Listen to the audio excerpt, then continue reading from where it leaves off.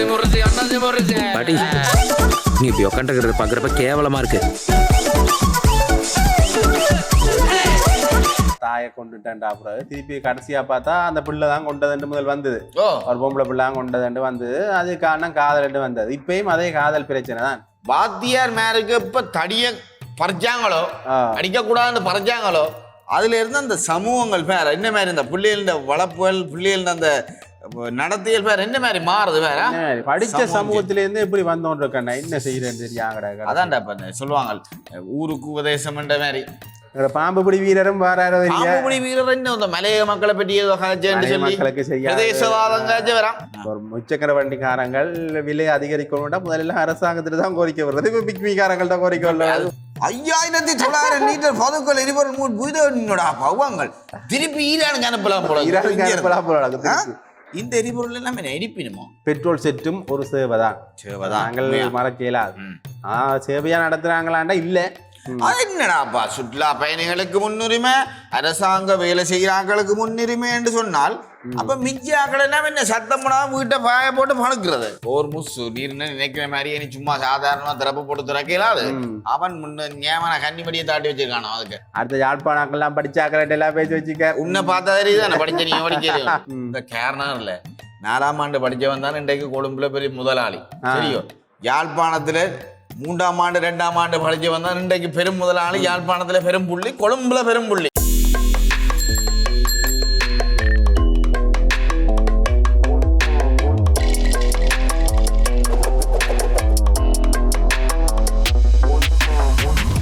ஆனா உங்களுக்கு விஷயம் தெரியாதாண்ணா? என்னடா என்ன விஷயம்? இனி கிணறுகள் எல்லாம் பத்திரமா வைக்கணும். கிணத்துக்கு எல்லாம் போடுறாங்களாம், வெட்டி வெட்டி போடுறாங்களாம். அப்போ ஒரு சிக்கல்லாம் படிச்ச சமூகத்தில இருந்து எப்படியான ஒரு விளைவுகள் வந்தோன்னு இருக்குது. சரி என்ன நீ லேட்டா வந்திருக்கிறேன் பஸ் தானே பிந்தி போட்டு அடுத்த பஸ் காசும் கூட எடுக்க வலிக்கிட்டாங்க சில பஸ்ல.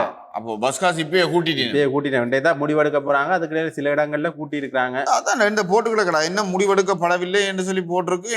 இன்றைக்கு அமைச்சரவையெல்லாம் முடிவெடுக்க அதுக்கிடையில கூட்டிட்டாங்களா? அதுக்கிடையில கூட்டிட்டாங்க. சரி அவங்களும் பாவம் தான் என்ன செய்யற இப்படி ஏற்றி வச்சிருந்தா அடுத்த கட்ட நோக்கின நகர்வுகள் எப்படி இருக்க போன்னு தெரியல. சரி எல்லாரும் சொல்றாங்க இதுக்கு அரசாங்கத்தை கூட சொல்லக்கூடாது. நாங்களும் ஒத்துக்கொள்றோம் கூட சொல்லக்கூடாதான். ஆனா அடுத்த கட்டம் பற்றி வேலை தான் சரியா யோசிக்கணும் இல்லையா? யோசிக்கணும். அது சரி என்ன அந்த குரல்ல கொஞ்சம் தயக்கமா கிடக்கு பிரச்சனை வீட்டுல சண்டை அப்படியே. இப்ப என்னண்டா எரிபொருள் இல்லைன்னு சொன்னால புள்ள தூக்கி போட்டுட்டாங்களா? எரிபொருள் இல்லைன்னு நல்ல வேலை செஞ்சாங்கடா. உண்மையா அந்த எரிபொருள் இல்ல அங்க தட்டுப்பாடு இங்க தட்டுப்பாடு இருக்கிற உங்களை மாதிரியான ஆக்களை முதல் உள்ளு போடணும். அப்பதான் ஜனம் கொஞ்சம் அமைதியா இருக்கும். ஏனென்றால் ஜாலில் பரபரப்பு கிளிநொச்சியில் அதிரடி போட்டு ஜனத்தை சிப்பிலியாற்றுகிறேன். அவன் பேருந்து கட்டணம் உயர்த்தக்கடையிலே நீங்கள் உயர்த்த போறான் அவனுக்கு நீங்களே ஐடியா சொல்லி கொடுக்கறது. அதான் ஏதோ ஒன்று உயர்த்தி வச்சுக்கிறாங்களேன்னா. ஆனா இன்னும் உயர்மாமன்னு சொல்லி இருக்கிறார் நலிந்த ஜெயதீச. அவர் கணக்க விஷயம் சொல்லி இருக்கிறார். அதாவது இந்த மின்சாரத்தை சிக்கனமா பாவியுங்கோ, எதிர்காலங்கள்ல மின்சாரம் தடைப்படுவதற்கான சந்தர்ப்பங்களும் இருக்கக்கூடும் என்று சொல்லி எரிபொருள் மின்சாரத்துக்கு அதிக எரிபொருள் படுபட்டு கொண்டிருக்குது. நிலக்கரி ஊழல் எரியுந்தானே. நிலக்கரி ஊழலே பெரிய சிக்கல்ல இருக்கு. சரியான முறையில நடைமுறைப்படுத்தல கொண்டு அந்த நிலக்கரியில சிக்கல் இருக்கு. இன்னுமே நிலக்கரியை பயன்படுத்தாம எரிபொருளை தான் பயன்படுத்தி கொண்டிருக்கிறோம் பெருமளவுல என்ற விமர்சனங்கள் ஒரு பக்கம் முன்வைக்கப்பட்டு கொண்டிருக்கிற இந்த சூழ்நிலையில இப்ப இவர் கரண்ட் நிக்க போதுன்னு சொல்லிட்டாரண்டா என்ன சிக்கல் அண்ணா? இனி நின்றுட்டா உத்தரம் ஒன்றுக்கும் போயில அடுத்த கட்டம் நோக்கி நகரமேல இல்லையோ? மின் கட்டண அதிகரிப்பு ஏப்ரல் 1ஆம் தேதியிலிருந்து தீர்மானமா போட்டுட்டாங்களா? பொது பயன்பாடுகள் ஆணைக்குறை சொல்லிட்டு மின்சார கட்டணத்தை உயர்த்த மாட்டோம். பிற இவங்க சொன்னாங்க, மின்சார சபைக்காரர் சொன்னாங்க இல்ல கட்டாயம் உயர்த்தினா தான் அடுத்த கட்டம் எங்களுக்கு செல்லலாம் இல்ல உயர்த்தாட்டிக்கு அடுத்த கட்டம் எல்லாம் நட்டத்தெல்லாம் போகும்னு சொன்னாங்க. இப்ப ஏதோ பெருசா லாபத்துல போற மாதிரி சொன்னாங்க. இல்ல சரி ஓகே நாங்கள் உயர்த்தத்தான் போறோம்னாங்க. இப்ப தாறுமாற உயரப்போன்னு சொல்லியிருக்காங்க. தாறுமாற தக்காளி சோறு தானே. நீ இப்ப பாடசாலைகள் மூடுறதுக்கு அரசிடம் திட்டம் இல்லையா? பாடசாலையை மூட மாட்டேனுமா? வேணா அது மூடினா பெரிய சிக்கல் ஒன்று வேற என்னன்னா இப்பதான் கொஞ்சம் ஒழுங்கா போய் கொண்டிருக்கும். ஓயல் நடக்க வேண்டிய நேரத்துல ஓயல் நடக்குது, ஏஎல் நடக்க வேண்டிய நேரத்துல ஏஎல் நடக்குது. இந்த கொரோனா காலத்துல மாறிக்காது தானே. இப்ப எல்லாம் மாத்தி விட்டா அப்புறம் பிள்ளைகளெல்லாம் சிக்கல் ஆயிரம். வேண்டாம் 1 வருஷம் 2 வருஷம் பிந்தும். கொரோனாவில் 1 வருஷம் பிந்து அது பிள்ளைகளுக்கு. ஆனா என்ன சொல்லாமடா அந்த கொரோனாக்கு பிறகு பிள்ளைகளுக்கு இந்த படிக்கிற பிள்ளைகளுக்கு கொஞ்சம் குதூகலம் தானே. குதூகலம் தான். லீவுகள் நாட்டுல என்ன நடக்குறாப்பா, அந்த குணத்துக்கு ஒதுக்கி போடுறாங்களோ, ஆண்டைக்கு இந்த பூனையில வேலியில் அடிபட்டுறதும் செத்தாடாப்பா வேந்துங்க மர்மமான முறையில கொண்டு சொல்லி ஒரு பொடியின் சடலங்கடை கண்டு உங்க சொல்றாங்க. என்னடாப்பா கொள்ளி எல்லாம் இப்ப பெருக போது உடனே. முதலும் இப்படி ஒரு பிரச்சனை நடந்ததுதான். தாயை கொண்டுட்டேன்டா, அப்புறம் திருப்பி கடைசியா பார்த்தா அந்த பிள்ளை தான் கொண்டதுண்டு முதல் வந்தது. ஒரு பொம்பளை பிள்ளை தான் கொண்டதுண்டு வந்தது. அது காரணம் காதல் வந்தது. இப்பயும் அதே காதல் பிரச்சனை தான். காதல் தான். அதான் என்ன சொல்றது, அந்த வாத்தியார் மேருக்கு இப்ப தடிய பறிச்சாங்களோ, அடிக்கக்கூடாதுன்னு பறிச்சாங்களோ, அதுல இருந்து அந்த சமூகங்கள் வேற என்ன மாதிரி, இந்த பிள்ளைகள வளர்ப்புகள் பிள்ளைகள் அந்த நடத்தியல் வேற என்ன மாதிரி மாறுது வேற. அதான் இப்ப இந்த பிரம்ப பறிச்சாங்களோ வாத்தியாட்ட இருந்து, அப்ப இருந்து எங்களை படிச்ச சமூகத்தில இருந்து எப்படி வந்தோன்னு என்ன செய்யறேன்னு தெரியாங்கடா. அதான்டா இப்ப சொல்லுவாங்க ஊருக்கு உபதேசம் என்ற மாதிரி. அதிலும் அந்த நேரத்துல அதுல புள்ளியில அதுல விளங்கி கொள்ளணும். பிள்ளைகளுக்கு சரியா உட்டளவு கட்டுப்பாட்டையும் தளர்த்தணும் இல்லையா? ஆகலும் இருக்கமா வச்சிருக்க கூட. ஆகலும் இருக்கமா இல்லைன்னா இவ்வளவு இடத்தை விட்டுத்தாடாப்பா ஒரு கொலை மட்டும் போயிருக்குப்ப. அது எத்தனை வயது அவைக்கு ஒரு 30-32 வயது இருந்தாலும் பரவாயில்லடாப்பா. ஏதோ கோபத்துல எல்லாம் சின்ன வயது பிள்ளைகள் எல்லாம் கஷ்டமா தான் நடக்க. அடுத்தது இந்த பிள்ளைகளுக்கு மரியாதையும் குறைஞ்சிட்டு இப்ப பெரியாக்கள் மேல மரியாதை கொடுக்கணும்ன்ற அந்த முந்தியண்டானா இப்ப நாங்கள் பெரியாக்கள் போயிருந்தா பிள்ளைகள் இருக்காது கதிரையில ஆகல கண்டு ஒழும்பி போயிருங்கள் எல்லாரையும் எழுப்பி நிக்கு நின்றுதான் கதை சொல்லுங்க. அப்பாவுக்கு மட்டும் மரியாதை இல்ல, சித்தப்பாக்கு மரியாதை, பெரியப்பாக்கு மரியாதை, மாமாக்கு மரியாதை. அது என்ன சொல்ல வீடு வழியே பழக்கம்டா. இப்ப வீட்டை கோடுக்குள்ள டிவி போட்டு கூட கண்டா அப்பா இருப்பார், அம்மா இருப்பார், பிள்ளை இருக்கும், எல்லாரும் இருப்பினும் காலுக்கு மேல காலப்படணும் பிள்ளை படம் பார்த்துட்டு இருக்கும். அப்பேக்க சாதப்பன் பேசாம இருக்கிறது. எங்கட வீடு தானே பிள்ளை இல்லைன்னு பேசாம இருக்கிறது. வெளியில போய் அந்த புள்ள அந்த பழக்கத்தை தான் பழகுறது. என்ன செய்யறது சொல்லி கவிகர் நம்பி ஒரு அதிரடியான விஷயம் சொல்லி இருக்கிறார். காணாமல் ஆக்கப்படுதலோட சம்பந்தப்பட்ட ராணுவத்தினிடமிருந்து நாங்கள் நல்ல விஷயம் சொல்லி இவராவது சொல்லி இருக்கிறார். மற்ற எல்லாரும் பெட்ரோல்ல இப்ப அடிப்பாங்க வேண்டும்னா இருக்கணும். இன்னொரு கட்டத்துல என்ன ஒரு நடைமுறையை அரசாங்கம் கொண்டாடுறா இடங்கள்ல மதிக்கத்தான் பாடும் ஒண்ணும் செய்யல. அதுக்குள்ள இன்னொரு சிக்கல் இருக்கு. இப்ப வவுனியால இருக்கிற ராணுவ முகாம்ல போய் நீங்கள் அடிங்கன்னு சொன்னா கிள்ளச்சில இருந்து வவுனியாவுக்கு போறதுக்கே டீசல் காசு வேணும், வர்றதுக்கு டீசல் வேணும். அதே மேலடாப்பா பார்த்து பார்க்கணும். இன்னொரு சம்பவம் சிக்கி இருக்கு. என்னது? கிள்ளச்சியில 1997 இந்த ஆண்டு லீட்டரடா 1997 லிட்டர் பதுக்கல் எரிபொருள் மீட்கப்பட்டிருக்குது. அப்படி ஆண்டு மாதிரி போட்டு 1997 நான் பிறந்ததுக்கு அடுத்த வருஷம் பெட்ரோலை பதுக்கி இருக்கிறாங்க. அந்த லிட்டர் அந்த அளவு லிட்டர்ல பதுக்கி இருக்காங்க. 1220 லிட்டர் பெட்ரோலும் 530 லிட்டர் டீசல் கொண்டே உள்ள கூட்டாங்களோ. இது கிளிநொச்சியில யாழ்ப்பாணம் பக்கத்துல இருக்கும் பாருங்க. யாழ்ப்பாணம் இங்க யாழ்ப்பாணத்தில் 5900 லிட்டர் பதுக்கல் எரிபொருள் பவங்கள் திருப்பி ஈரானுக்கு அனுப்பலாம் போல. என்னது?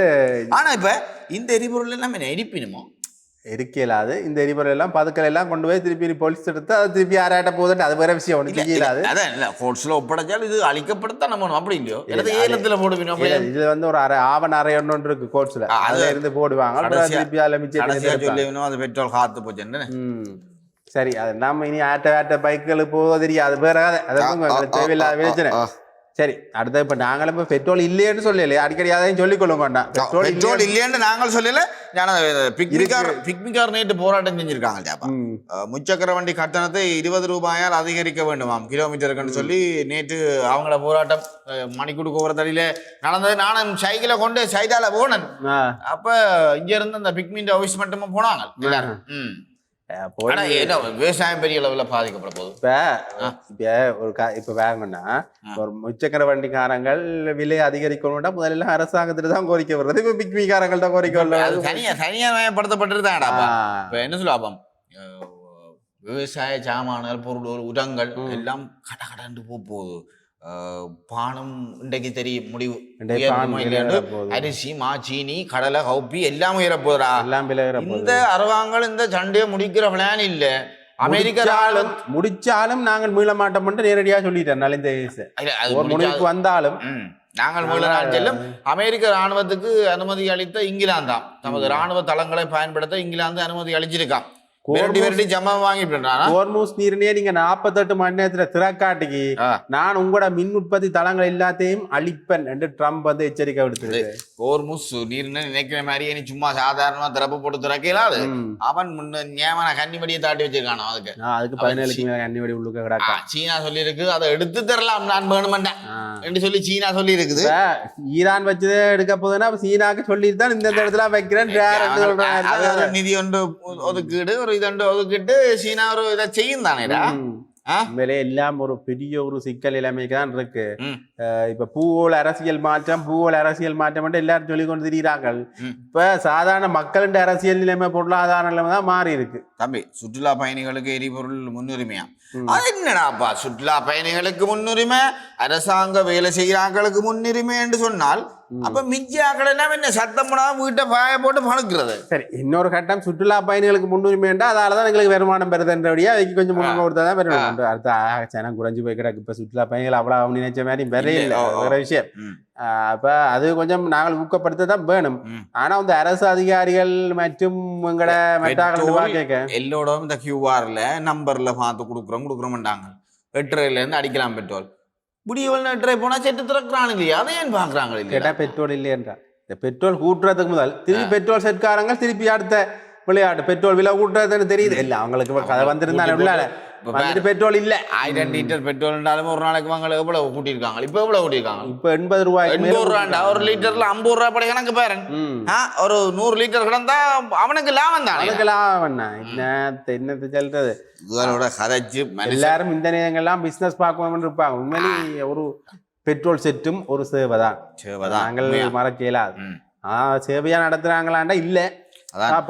அதான் அந்த புரோக்கர் மனுஷனுங்கிற ஏரியாக்குல்ல அப்போ பொம்பளை பார்த்துட்டு மாப்பிள்ளை பொம்பளை வேற இதில் புரோக்கர் வேலாம்.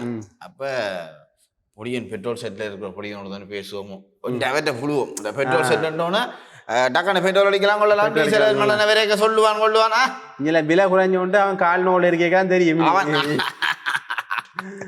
இல்ல இப்ப இந்த பெட்ரோல் அடிக்கிற இடங்கள்லயே பெரிய வெம்பல்கள் பவுடிகள் அதாலேயே நிறைய குடும்பங்கள் பிரிஞ்சு நிறைய பிரச்சனைடா போய்கொண்டிருக்கு. இன்றைய பார்லமெண்ட் நல்ல சூடு பிடிக்குமா? நல்ல சூடு பிடிக்கும். அவரும் தான் இருக்கு. பாம்பு பிடி வீரரும் பாம்புபிடி வீரர் இந்த மலைய மக்களை பற்றி பிரதேசவாதம் காய்ச்சி வரான். அடுத்த யாழ்ப்பாணங்கள்லாம் படிச்சாக்கள் எல்லாம் பேசி வச்சுக்க உன்னை பார்த்தா தெரியுது படிச்ச நீ படிக்க. அப்ப என்ன பிரச்சனைட்டா ஆள் உடனே எல்லாத்துக்கும் படிப்பை உள்ள கொண்டு வரும். படிப்பு தான் முக்கியம். உங்களுக்கு விளங்கலடா அது என்ன சொல்லுவாப்பம் எங்கட இந்த தமிழ்ல இந்த பண்பாட்டை கலாச்சாரத்தை சிதைக்கணும், பிரதேசவாதம் ஒன்று இருக்குன்ற விஷயத்த தூண்டணும்.